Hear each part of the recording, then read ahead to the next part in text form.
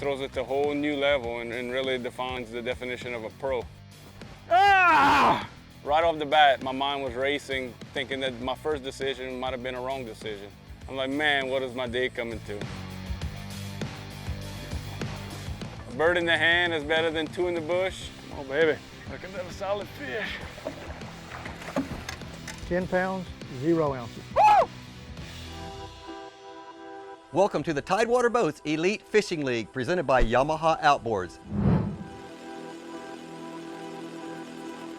Welcome to this Winning Ways episode. I'm Pat Malone, and this week it's a recap, a review, a look back at Paul Dufrene's incredible win at the Frogg Toggs Finale. The Elite Fishing League was a fantastic idea. And I think many people thought it was just that, an idea. It's given a couple days advance notice of where you need to show up, still not knowing where you're going, not knowing fishing locations. There's a lot of stuff, a lot of unknowns. And us fishing guys, that's the one thing that we like to better control is the stuff that we know. So it definitely throws some wrenches in people's game plans and how they prepare and how they fish. So this throws it to a whole new level and really defines the definition of a pro, because you have to do it under the same conditions as everybody else with the same amount of time and the same amount of information.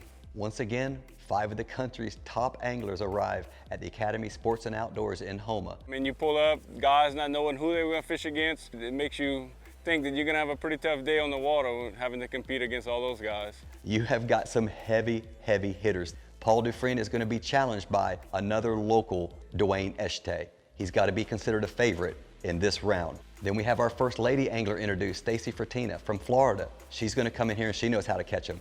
Chuck McKinney can win this thing if he can find the right school of fish. And rounding out the 5 competitors for this week's round, Austin Angel from Baytown, Texas.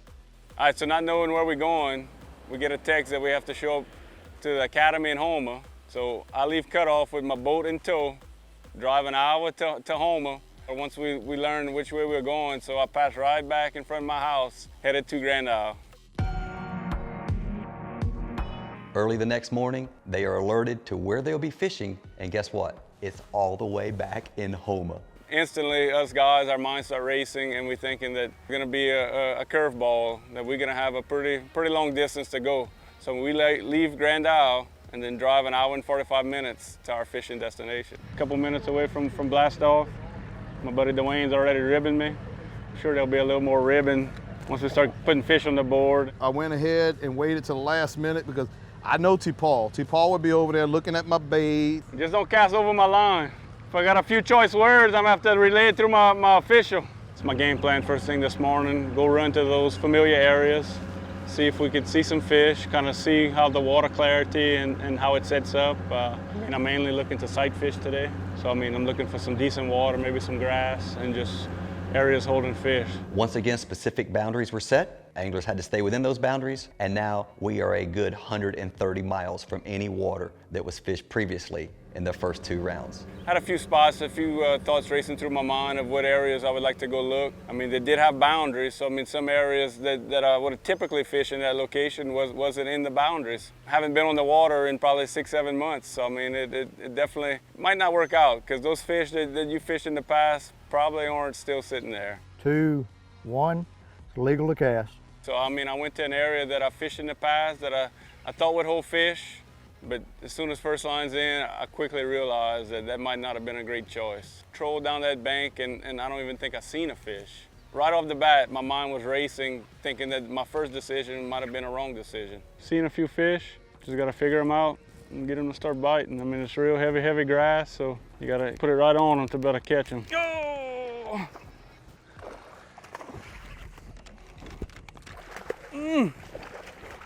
Oh. So after that first bad decision of picking the wrong area that had 0 fish, we made a move and I was able to catch my first one, and it actually put me in the lead.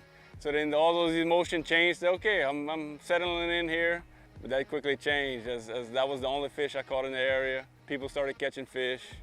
They take a 2, 3, 4 pound lead on you, and then you start getting nervous again. So it's just a wave of emotions, up, highs, lows.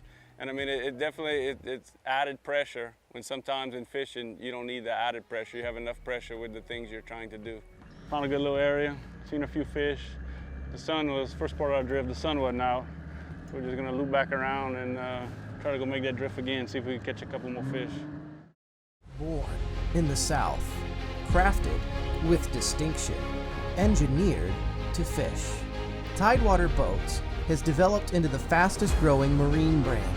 Pleasure fishing boats 18 to 32 feet. Whether you are on the water with family and friends or tournament fishing, Tidewater Boats.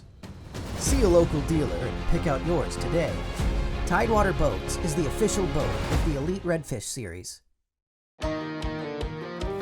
At the pinnacle of super high output, 4-stroke outboard performance, you'll find Yamaha VMAX SHO, Yamaha's game-changing SHO technology. From exhilarating V6 models to the sleek inline 4s, there's a VMAX SHO for everything from bass to bonefish. It's an extended family of 4-strokes engineered for lightweight, inspiring performance, and rock-solid reliability. Discover VMAX SHO and elevate your expectations. When you make your living on the water, you don't get rain delays. We trust Frogg Toggs to keep us out on the water and in the boat, even on wet and cold days. The all-new Pilot Pro series features maximum water holdout, industry-leading breathability, and zip-in liners for both jackets and bibs for those frosty mornings. And best of all, it provides rock-solid performance and function. So wear what the pros wear. Visit FroggToggs.com to get your gear today. Austin Angel has taken the lead with 14 pounds 0 ounces. Dwayne Eshe is in second place with 13 pounds 5 ounces. You are now in third place at 7 pounds 14 ounces. Starting to get nervous because other people are catching fish. So there's this area that I fished in the past that I gotta go check. So I made a good 5-10 minute run to the area. Chocolate milk. For my type of fishing, chocolate milk isn't good.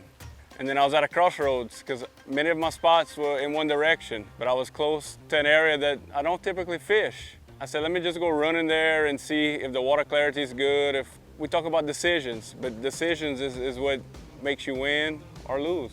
And I mean, that day I took a left when typically I would have probably took a right. So when I took a left, I went big lake, something I'm not normally good at or like to do. But it's just that one decision that made all the difference. And right away, pull in a cove, 2-3 fish jump off. So pull down, I get everything set up, and we start to make a drift.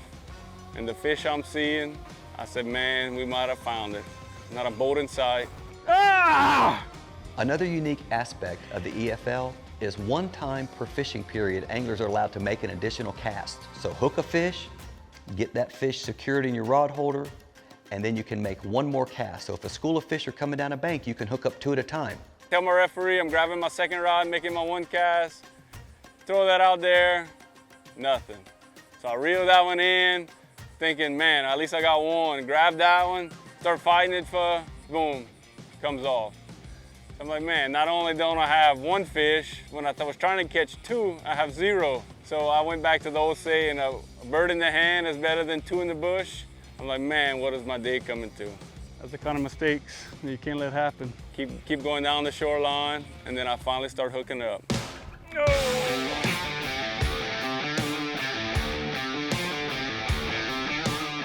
9 pounds 8 ounces. Woo! Good to finally put a fish in the boat after 3 hookups, get down, fighting them. Hook just comes flying at you, and never a good feeling.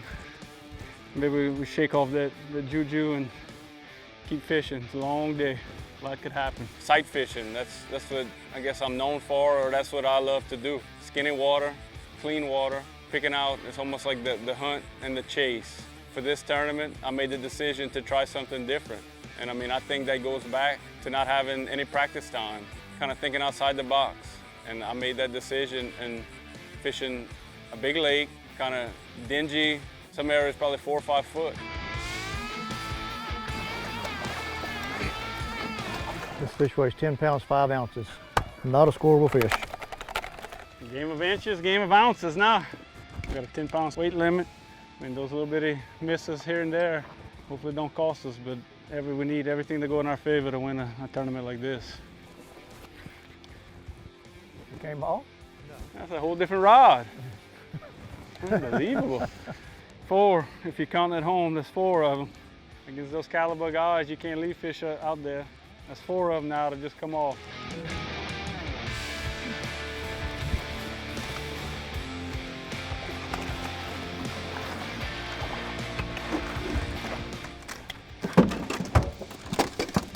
It's going to be a 2-minute fish handling violation. 9 pounds, 6 ounces. The anglers that come through the qualifying field will have to deal with a stringent set of guidelines. Lose concentration and let a fish hit the bottom of the boat, you got a 2-minute penalty. And with top sticks like Dwayne Eshtay and Austin Angel nipping at your heels, you can't afford to set down for a single minute. First tournament of the season, man. Arms are sore. Had a bunch of missed opportunities. I think there was 4 fish, 7, 8, 9 pounds. And I must repeat myself and say this caliber of anglers can't make those mistakes because they will bite you in the butt. 28 minutes to go in period 1. Paul Dufrene has got 53 pounds, 4 ounces. 53, God. Chuck McKinney, last fish, 8 pounds, 15 ounces, brings you up 48 pounds, 5 ounces. You're 4 pounds, 15 ounces away from first place. Oh.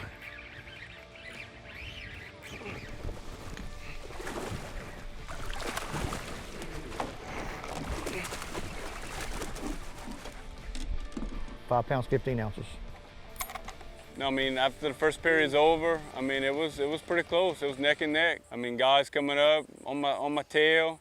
So, I mean, you start to wonder, hey, did these guys go find other fishes for second period that they might just go sit down and start whacking fish?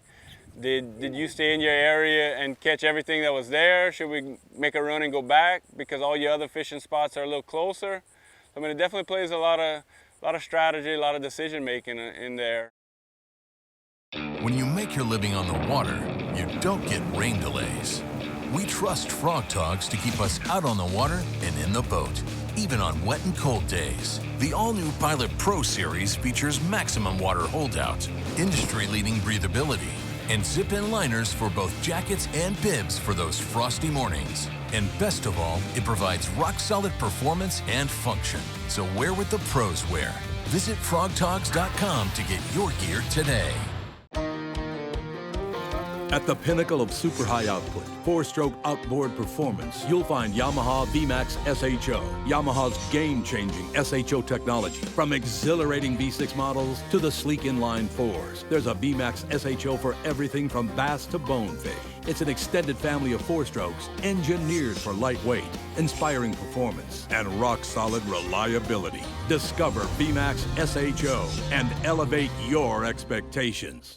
Born in the South, crafted with distinction, engineered to fish. Tidewater Boats has developed into the fastest growing marine brand. Pleasure fishing boats 18 to 32 feet. Whether you are on the water with family and friends or tournament fishing, Tidewater Boats. See a local dealer and pick out yours today. Tidewater Boats is the official boat of the Elite Redfish series. Welcome back to the Tidewater Boats Elite Fishing League presented by Yamaha Outboards. When we went to break, period 1 was concluding, and it's time to start period 2 and follow along with Paul Dufrene on his way to a big victory at the Frogg Toggs Finale. Let's go. Period 2. We go right back to where we left them in period 1. Had a few execution issues. I know we're in first place, but I mean, that was 3 fish back to back, 3 in a row that came off at the boat. Hopefully those fish still stay there. I'll fish slow, execute, and we'll be doing all right.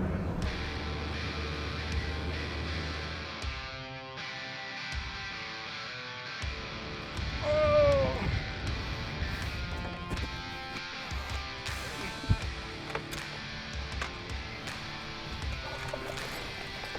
Oh.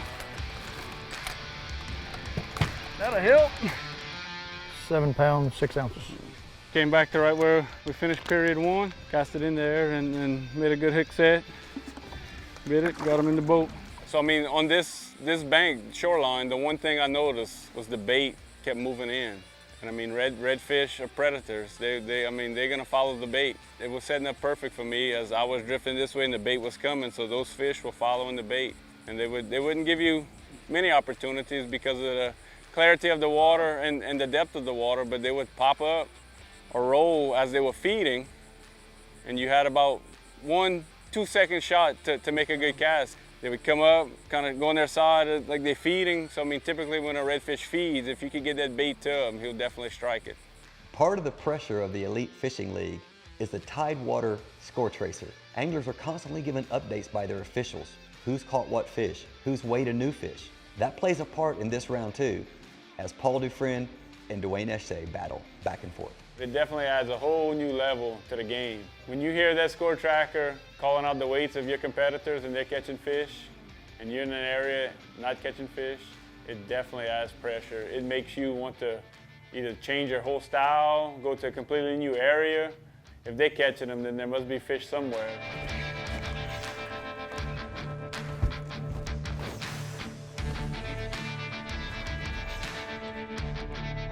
Come on, baby. Look at that solid fish.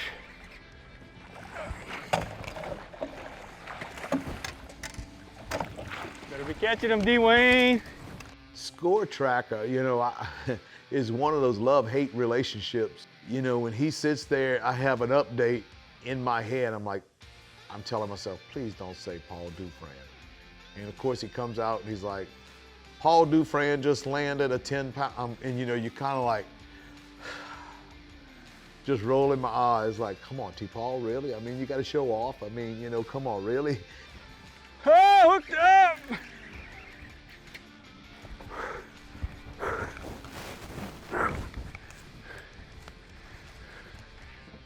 Come on, baby. Come on, baby. Woo, yeah!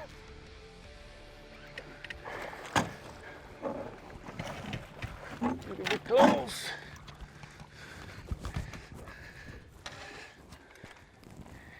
$10 on the money. 10 pounds, 0 ounces. Woo! So get them in the net, hook them up to the scale. My official calls out 10.00. That's probably the most emotion or most excitement I've shown, because I was just thinking he was gonna say 10.02, 10.04. So man, when he called 10.00, I knew it was gonna be, and I mean, you catch a 10-pounder in this format, that's gonna shoot you up the leaderboard pretty quick. 10 pounds, 0 ounces, baby. That's what we need. 20 seconds after we caught that other one, got back up there. Fish just swimming down and they biting now. Born in the South, crafted with distinction, engineered to fish.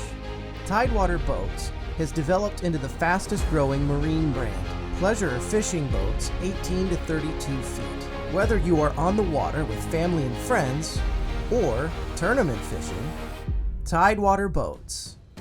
See a local dealer and pick out yours today. Tidewater Boats is the official boat of the Elite Redfish series. At the pinnacle of super high output, 4-stroke outboard performance, you'll find Yamaha VMAX SHO, Yamaha's game-changing SHO technology. From exhilarating V6 models to the sleek inline 4s, there's a VMAX SHO for everything from bass to bonefish.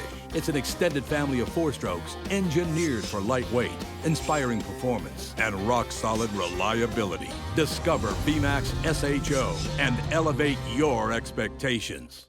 When you make your living on the water, you don't get rain delays.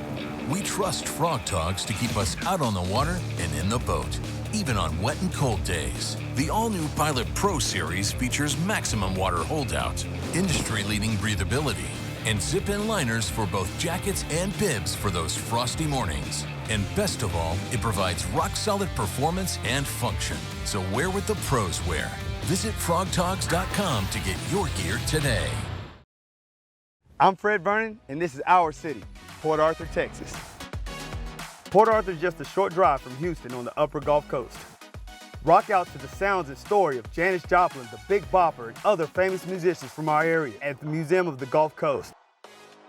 Or enjoy a fun-filled day on Pleasure Island. Port Arthur brings you back to nature with its kayaking, fishing, bird watching, and more at Sea Rim State Park. Top off your trip with authentic Cajun food and fun at one of our nightlife patios where we let the good times roll. The Tidewater Boats Elite Fishing League, presented by Yamaha Outboards, also brought to you by Frogg Toggs, McLean Trailers, and many other fine sponsors. getting later in the day, period 2, I'm getting tired.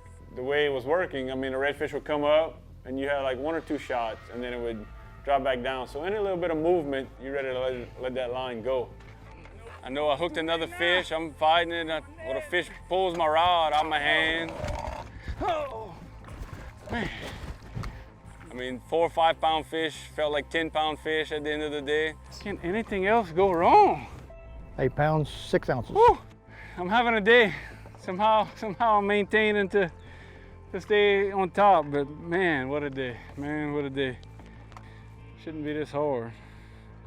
From fish falling off to rod just falling on my hand. So 2020, with everything going on, I mean, this is our first event of the season.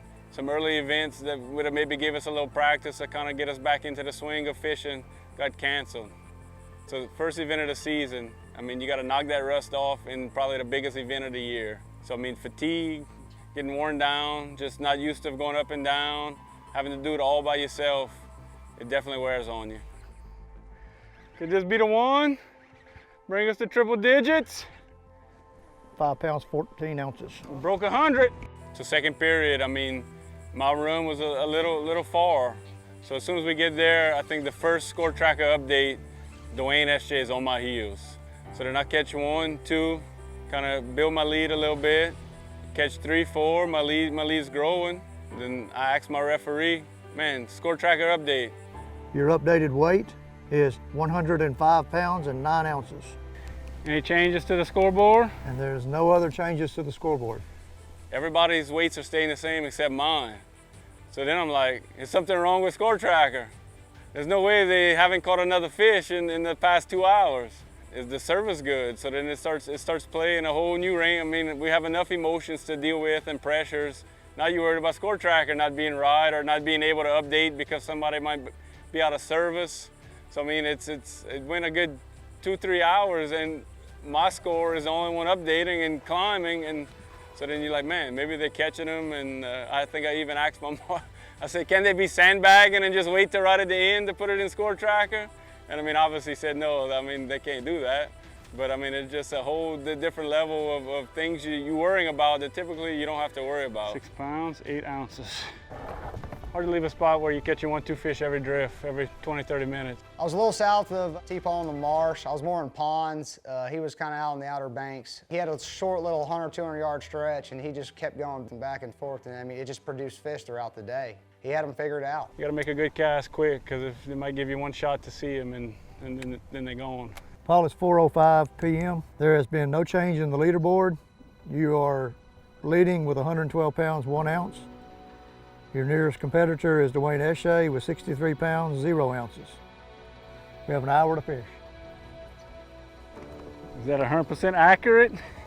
I can't, to the best of my knowledge, it's 100% accurate. 8 pounds, 15 ounces. Beauty of this tournament. Catch them, they go right back in the water. Hopefully my kids and grandkids could be catching them. Paul Dufrene just caught his 16th fish. 8 pounds, 15 ounces. Look at that. That brings his total weight to 121 pounds and 0 ounces. Right there on the same stretch. There's 30 minutes remaining, period 2.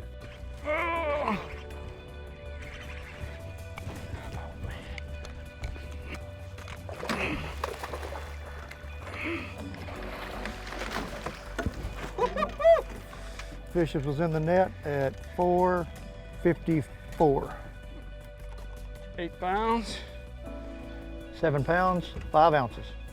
I mean, I think we made the right moves, came to the right location, and one more fish to the bunch. All in all, great day. Day 3, period 2. So I mean, the first event, first of its kind in saltwater, 3 rounds of competition. You waiting kind of anxiously for your turn.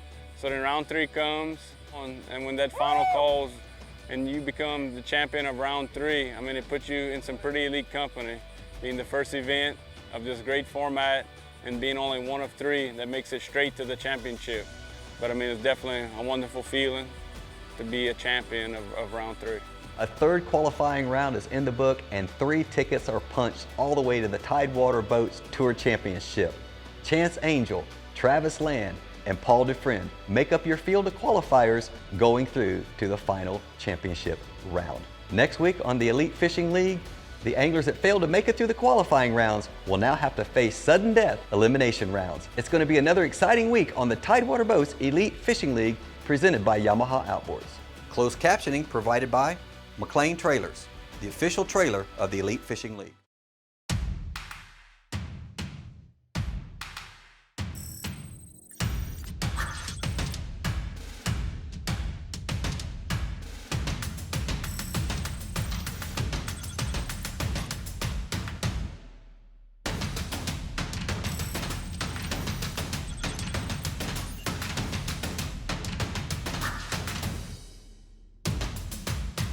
McLean Trailers, the official trailer of the Elite Redfish Series.